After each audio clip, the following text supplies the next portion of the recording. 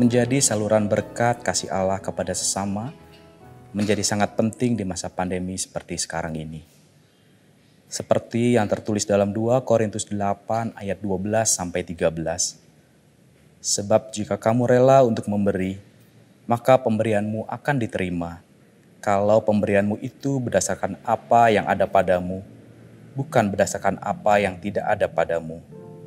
Sebab kamu dibebani bukanlah supaya orang-orang lain mendapatkan keringanan, tetapi supaya ada keseimbangan.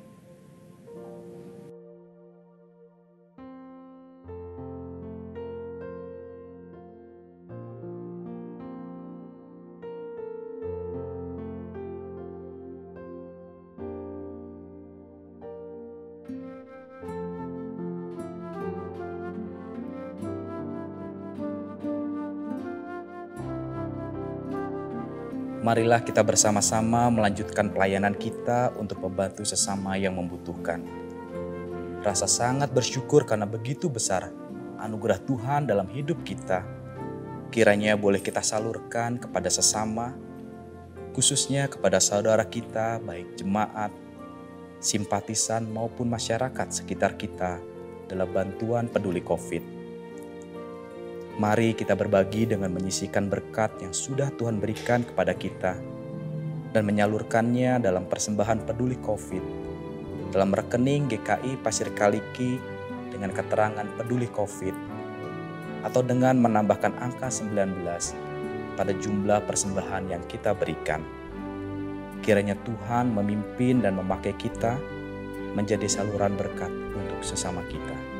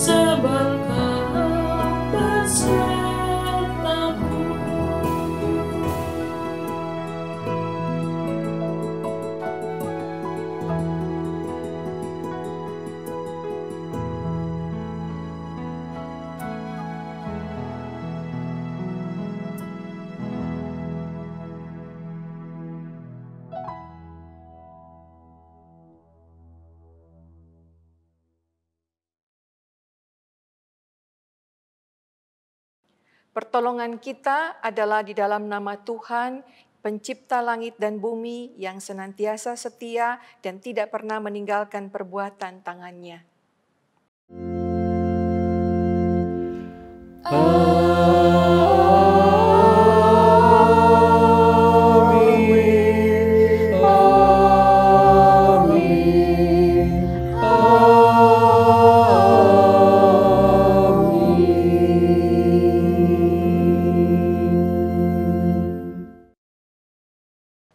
Kasih karunia dan damai sejahtera dari Allah Bapa kita dan dari Tuhan Yesus Kristus menyertai saudara-saudara sekalian.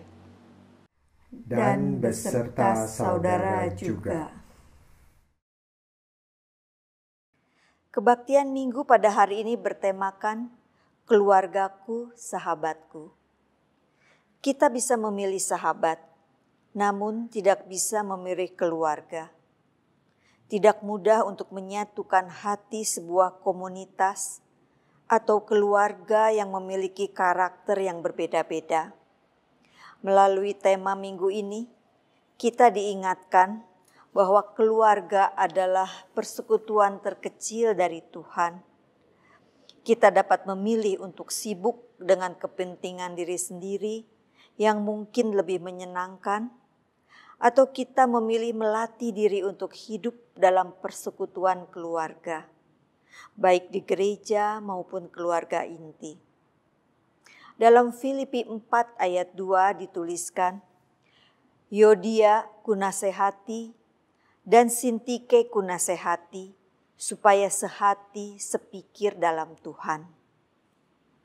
Marilah kita saling mendukung untuk terus maju, saling mendoakan, dan menjadi sahabat yang selalu ada dalam suka dan sedih.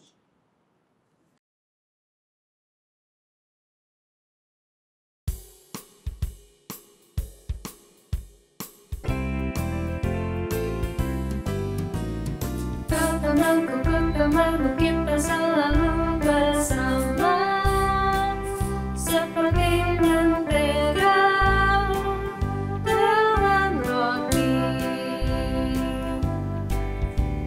Temanku,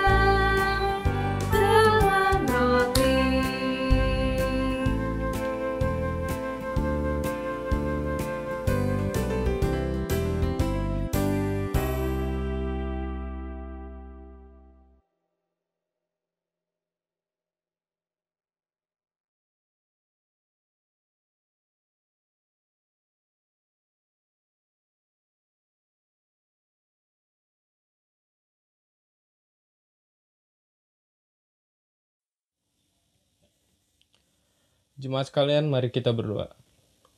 Tuhan Yesus Kristus, kami kembali datang untuk mengakui kesalahan kami yang sering melupakan bahwa keluarga adalah sahabat dalam perjalanan hidup kami.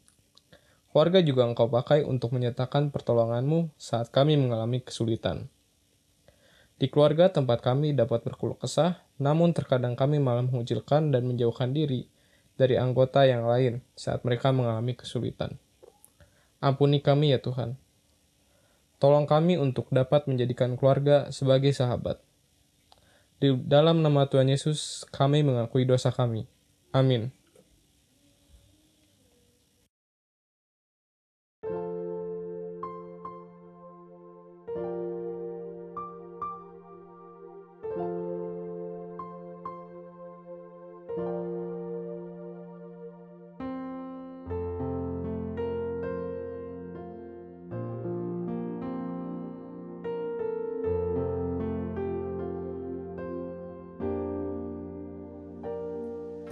Jikalau tutupku tak semenang dan aku orang berkesan, pikiran tertutup wajah jika aku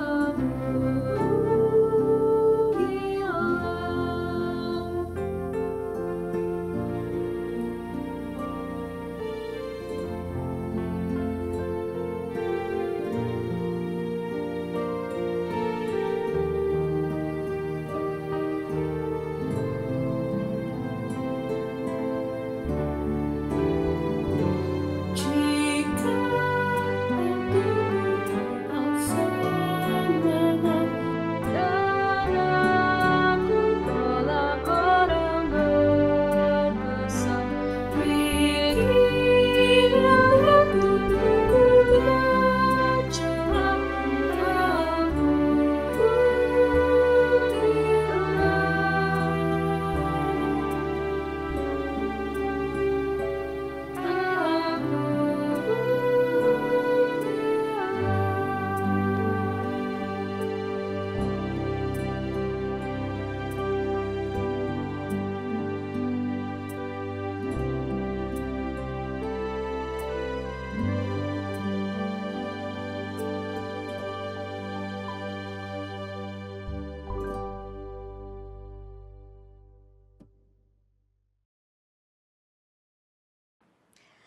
Berita anugerah bagi kita diambil dari Filipi 3 ayat 20-21. Karena kewargaan kita adalah di dalam sorga, dan dari situ juga kita menantikan Tuhan Yesus Kristus sebagai Juru Selamat yang akan mengubah tubuh kita yang hina ini, sehingga serupa dengan tubuhnya yang mulia, menurut kuasanya yang dapat menaklukkan segala sesuatu kepada dirinya. Demikianlah berita anugerah dari Tuhan. Syukur kepada Allah. Damai Kristus bagimu. Damai Kristus bagimu juga.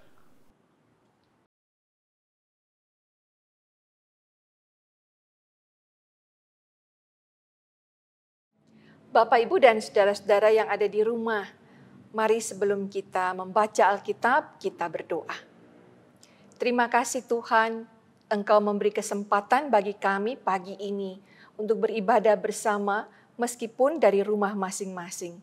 Urapi tiap kami di dalam membaca Alkitab, menyimak pembacaan Alkitab, sehingga kami mampu menangkap pesan Tuhan melalui firman-Mu hari ini. Dan Tuhan juga yang menopang kami untuk menjadi pelaku-pelaku firman setiap hari. Di dalam nama Yesus Kristus kami berdoa. Amin. Bapak, Ibu, dan saudara-saudara kekasih Kristus, Injil Matius pasal 22 ayat yang pertama sampai ayatnya yang ke-14. Perumpamaan tentang perjamuan kawin. Lalu Yesus berbicara pula dalam perumpamaan kepada mereka. Hal kerajaan surga seumpama seorang raja yang mengadakan perjamuan kawin untuk anaknya. Ia menyuruh hamba-hambanya memanggil orang-orang yang telah diundang ke perjamuan kawin itu. Tetapi orang-orang itu tidak mau datang. Ia menyuruh pula hamba-hamba lain pesannya, katakanlah kepada orang-orang yang diundang itu, sesungguhnya hidangan telah kusediakan, lembu-lembu jantan dan ternak piaraanku telah disembeli, semuanya telah tersedia, datanglah ke perjamuan kawin ini. Tetapi orang-orang yang diundang itu tidak mengindahkannya. Ada yang pergi ke ladangnya, ada yang pergi mengurus usahanya, dan yang lain menangkap hamba-hambanya itu, menyiksanya, dan membunuhnya. Maka murkalah raja itu, lalu menyuruh pasukannya ke sana untuk membinasakan pembunuh-pembunuh itu dan membakar kota mereka. Sesudah itu ia berkata kepada hamba-hambanya, perjamuan kawin telah tersedia, tetapi orang-orang yang diundang tadi tidak layak untuk itu. Sebab itu, pergilah ke persimpangan-persimpangan jalan dan undanglah setiap orang yang kamu jumpai di sana ke perjamuan kawin itu. Maka pergilah hamba-hamba itu dan mereka mengumpulkan semua orang yang dijumpainya di jalan-jalan, orang-orang jahat dan orang-orang baik. Sehingga penuhlah ruangan perjamuan kawin itu dengan tamu. Ketika raja itu masuk untuk bertemu dengan tamu-tamu itu, ia melihat seorang yang tidak berpakaian pesta. Dan ia berkata kepadanya, "Hai saudara, bagaimana engkau masuk kemari dengan tidak mengenakan pakaian pesta?" Tetapi orang itu diam saja. Lalu kata raja itu kepada hamba-hambanya, "Ikatlah kaki dan tangannya dan campakkanlah orang itu ke dalam kegelapan yang paling gelap. Di sanalah akan terdapat ratap dan kertak gigi, sebab banyak yang dipanggil tetapi sedikit yang dipilih." Saudara-saudara yang berbahagia adalah setiap kita yang membaca Alkitab dan yang memeliharanya. Haleluya.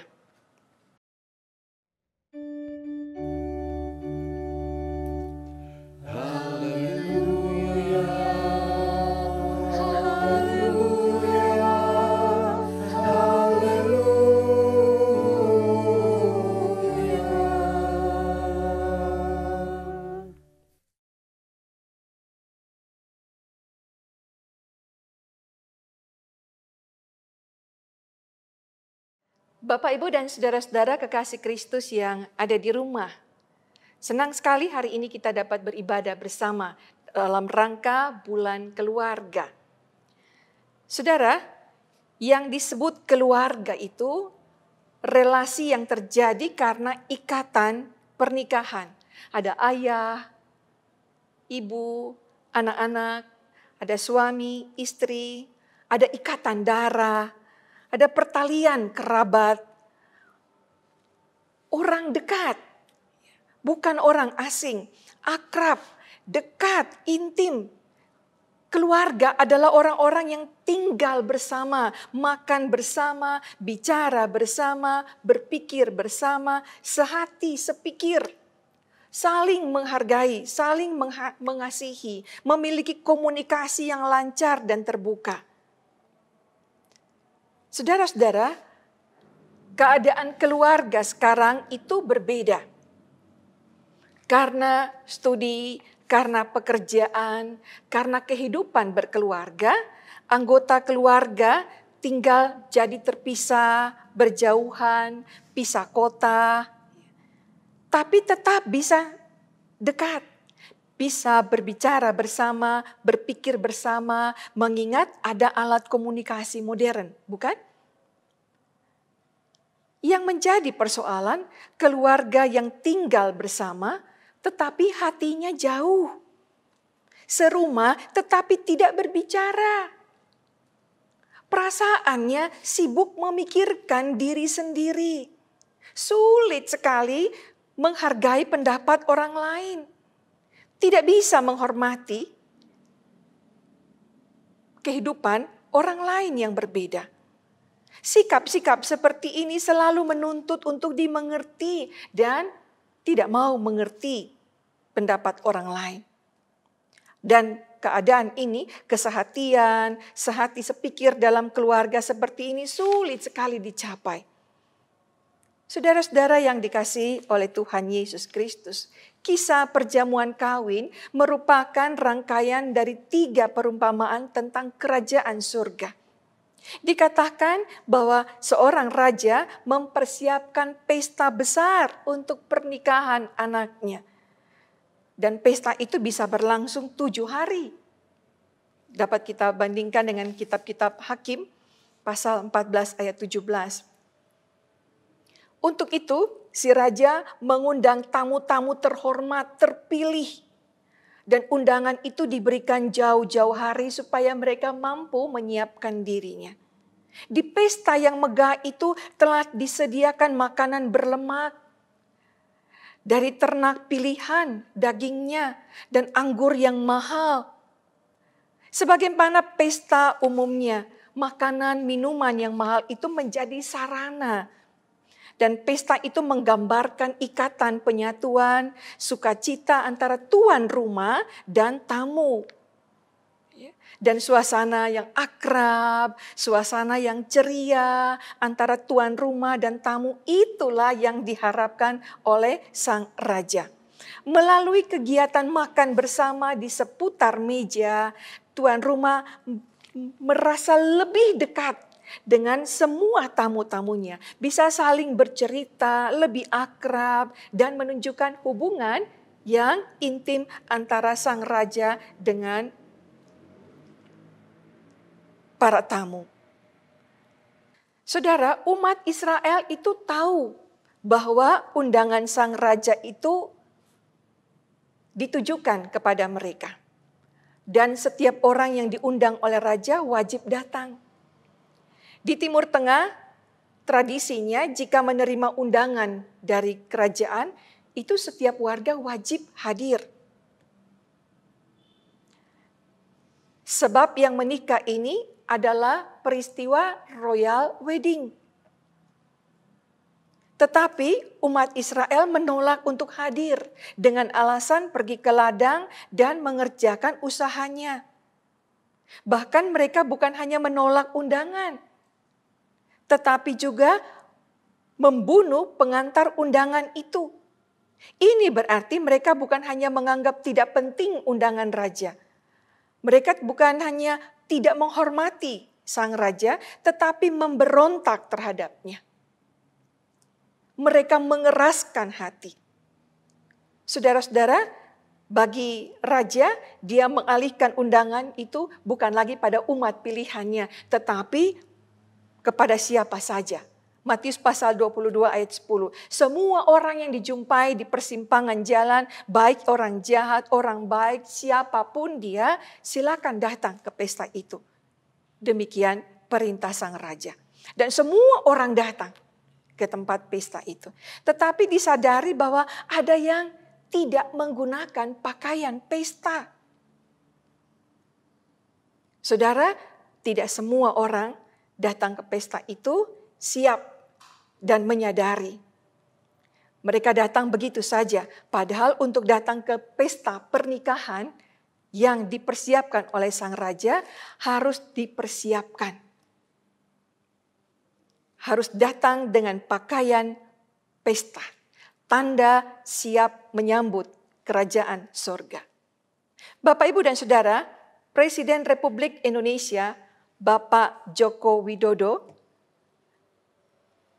mengadakan pesta pernikahan anaknya. Seumpama demikian.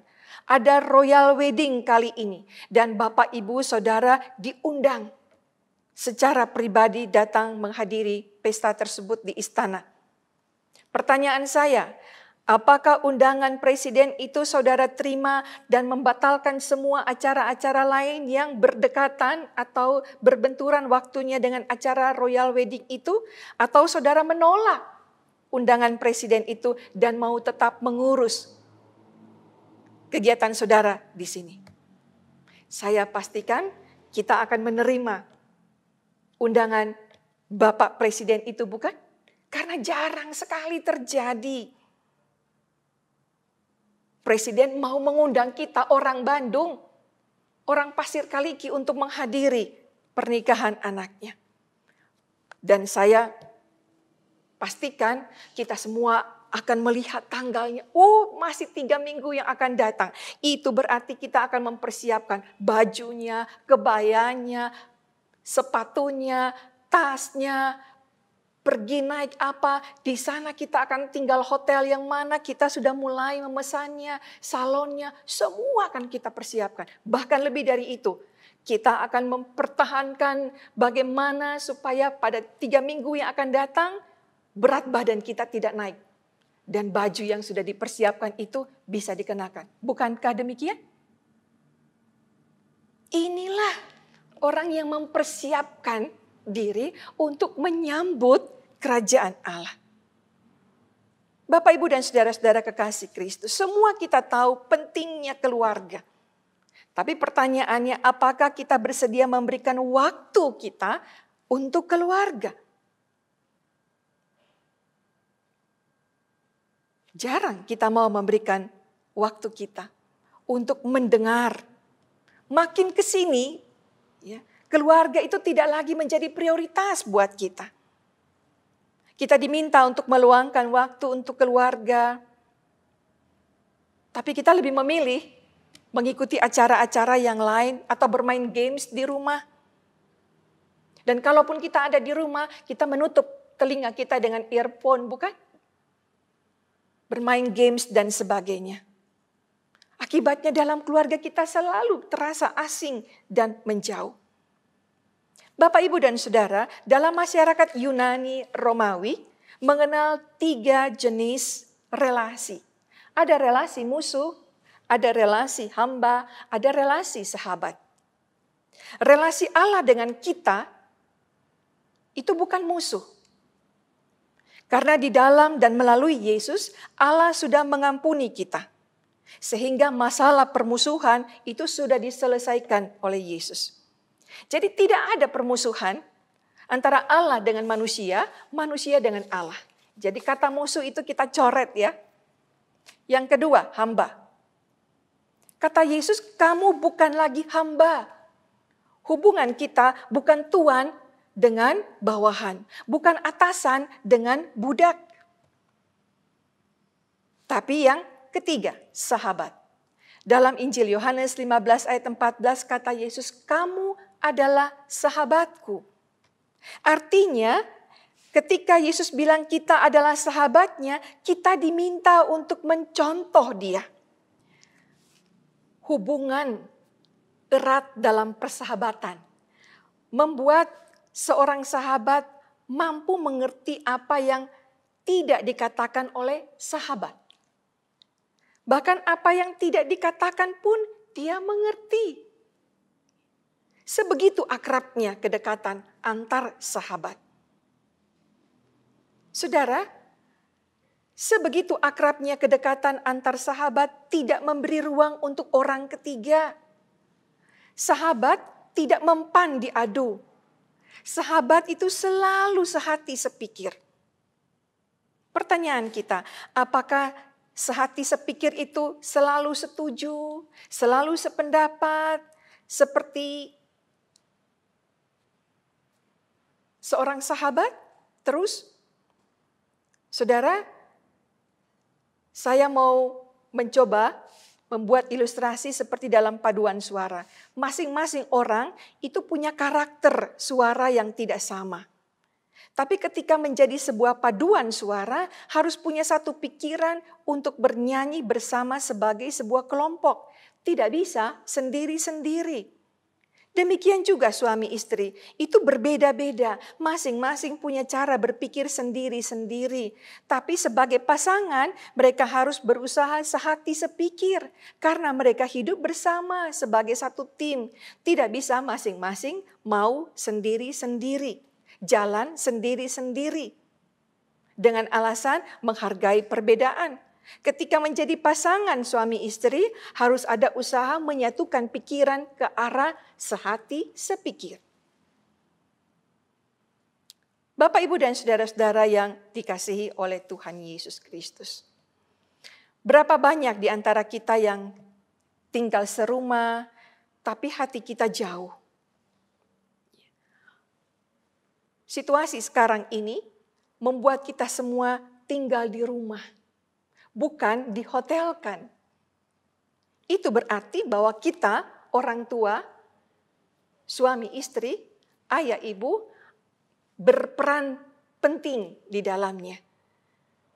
Mendampingi anak-anak, mendampingi keluarga, orang tua, semuanya. Sehingga kita bisa bersama-sama menghadapi situasi ini, bahkan keluar dari situasi pandemik ini dengan keadaan baik.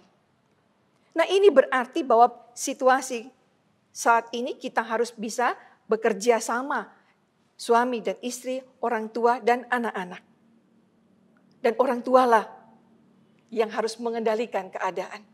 Kendalikan emosi Anda, kendalikan pikiran Anda, stres Anda terlebih dahulu supaya bisa mendampingi anak-anak kita. Saudara, perbedaan selalu mungkin terjadi. Dan Rasul Paulus menyebut dalam Filipi tentang dua nama perempuan, Euodia dan Sintike. Mereka berdua berselisih tajam. Dan menurut para ahli, perselisihan mereka ini bersifat doktrinal, bukan personal. Perbedaan tajam ini adalah masalah ajaran, bukan masalah ajaran, tetapi masalah pendapat. Karena kedua perempuan ini adalah tokoh penting, aktivis gereja, sama-sama ngotot, masing-masing bersikuku pada pendapatnya sendiri, sehingga terjadi konflik yang terus meruncing. Rasul Paulus menasihati kedua perempuan ini, Euodia dan Sintike. Dikatakannya, sehati dan sepikirlah engkau. Kata phronein dan kuriori ini artinya sehati dan sepikir, artinya sepikiran dengan Tuhan. Berpikirlah selaras dengan pikiran Tuhan.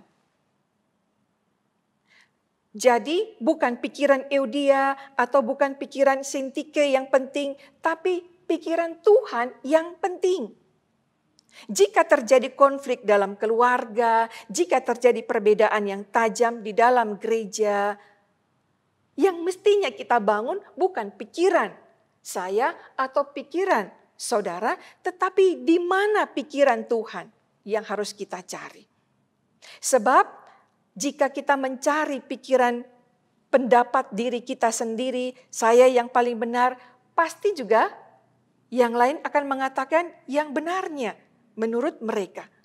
Lama-kelamaan akan tercipta siapa mengikuti siapa, siapa membela siapa. Kalau pikiran, ide manusia yang tampil dan menonjol, maka yang muncul adalah ideologi, bukan teologia. Dan gereja akan jadi seperti partai politik, ideologi yang menonjol, dan pertarungan ideologi. Ini membahayakan. Pikiran kita jadi berjalan kemana-mana. Sebab bukan lagi pikiran Tuhan yang dipakai. Sang kepala gereja.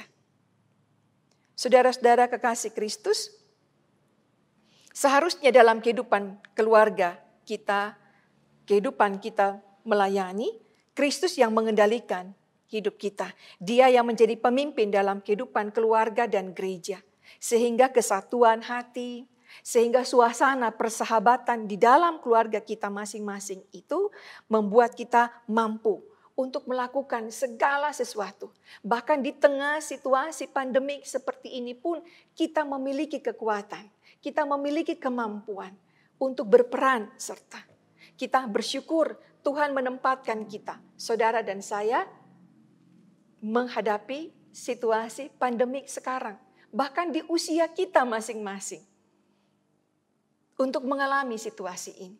Ini berarti Tuhan tahu bahwa kita semua mampu melewati suasana ini. Jika kita bersama-sama melewatinya.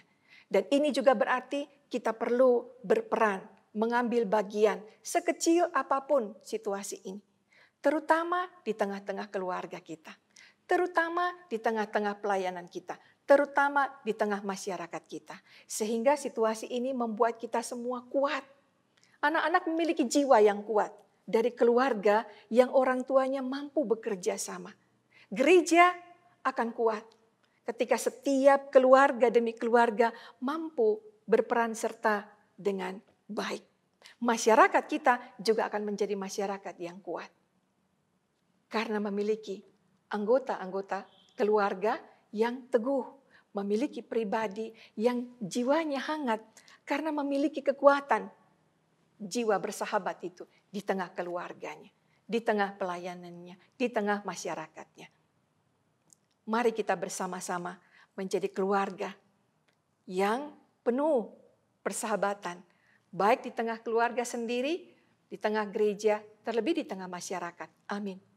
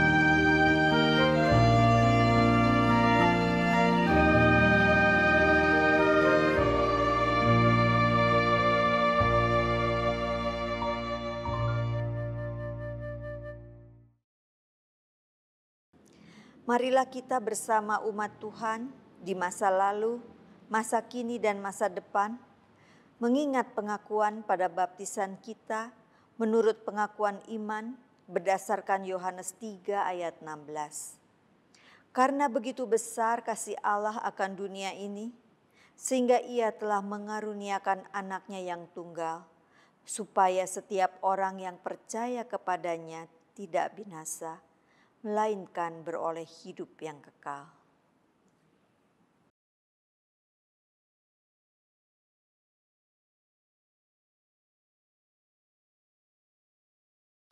Bapak, Ibu, dan Saudara, mari kita berdoa. Tuhan, terima kasih Engkau telah menuntun kami untuk tetap menghadapi situasi sekarang ini dengan hati yang berserah kepadamu. Terima kasih Tuhan juga memberikan kekuatan di dalam diri kami masing-masing bersama dengan keluarga.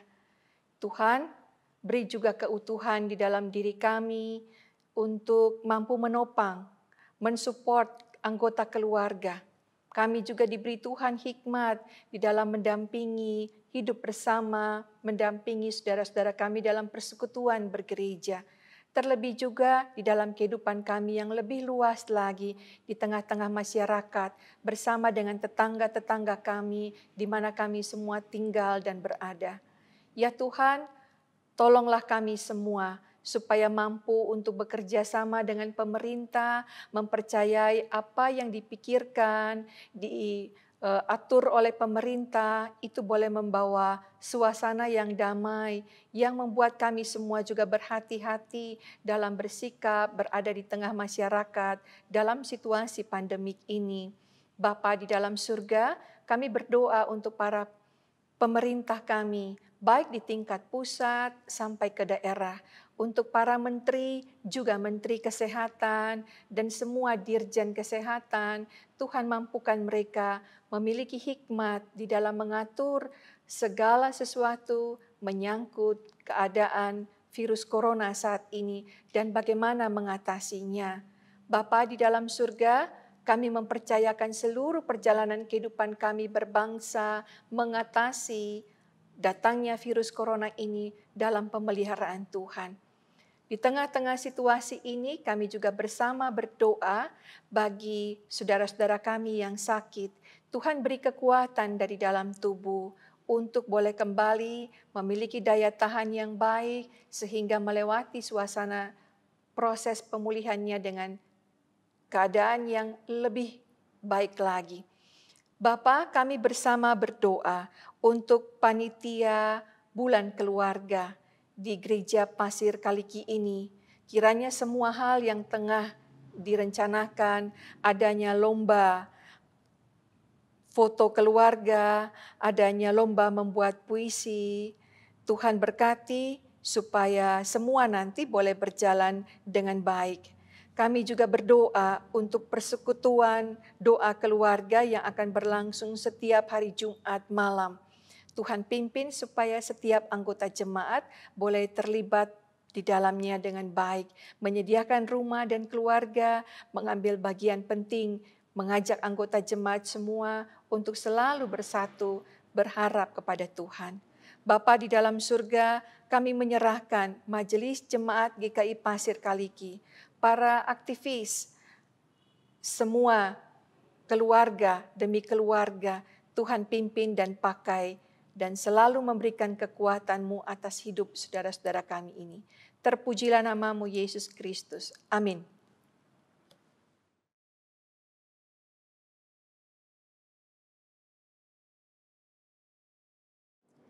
Umat yang dikasihi Tuhan, saat ini kita akan menyerahkan persembahan syukur yang sudah kita siapkan dari rumah kita masing-masing. Ayat persembahan yang mendasari persembahan kita diambil dari Yesaya 25 ayat 1a. Ya Tuhan, Engkaulah Allahku, aku mau meninggikan Engkau, mau menyanyikan syukur bagi nama-Mu. Persembahan dapat kita kumpulkan dengan memasukkan dalam amplop khusus yang nanti akan kita bawa pada saat kita dapat beribadah kembali di gedung gereja. Atau dapat pula memberikan persembahan dengan cara mengirimkannya melalui nomor rekening GKI Pasir Kaliki atau dengan scan barcode yang telah tersedia.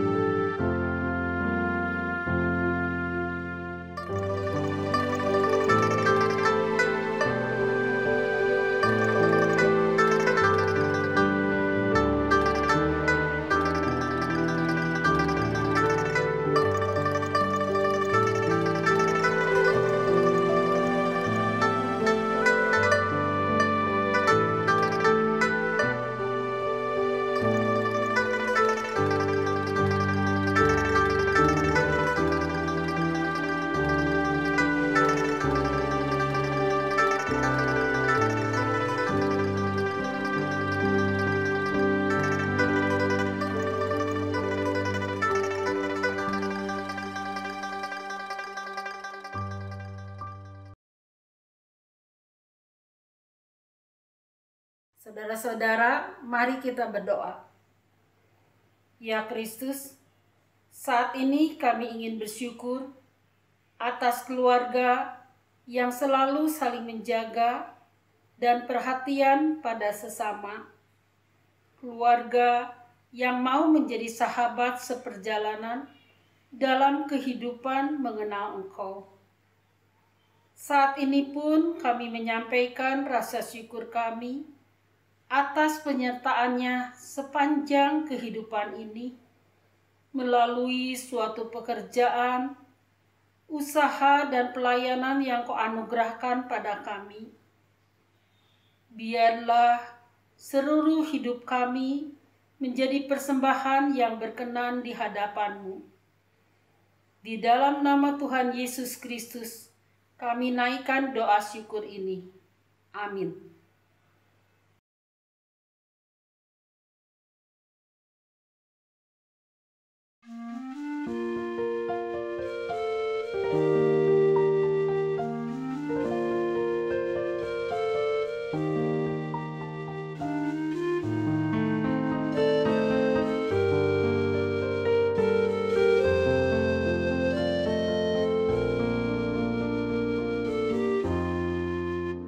Ya Roh Kudus, bimbing kami agar selalu bersamamu.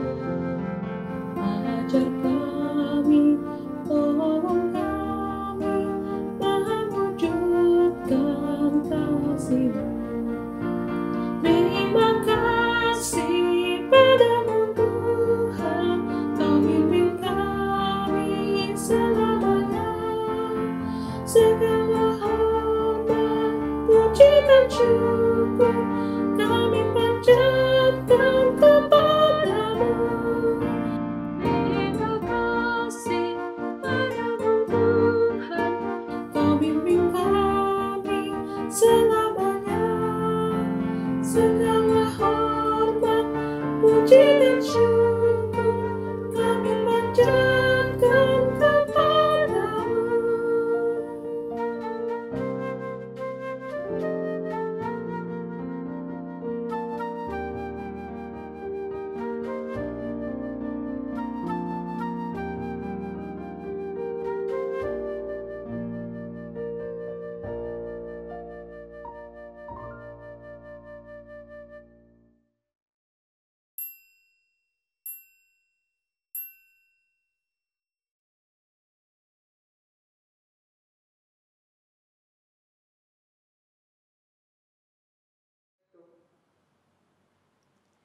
Saudara, ibadah virtual ini telah selesai. Masukilah aktivitas hidup sehari-hari dalam keyakinan. Tuhan memberkati engkau dan melindungi engkau. Tuhan menyinari engkau dengan wajah-Nya dan memberi engkau kasih karunia. Tuhan menghadapkan wajah-Nya kepadamu dan memberi engkau damai sejahtera.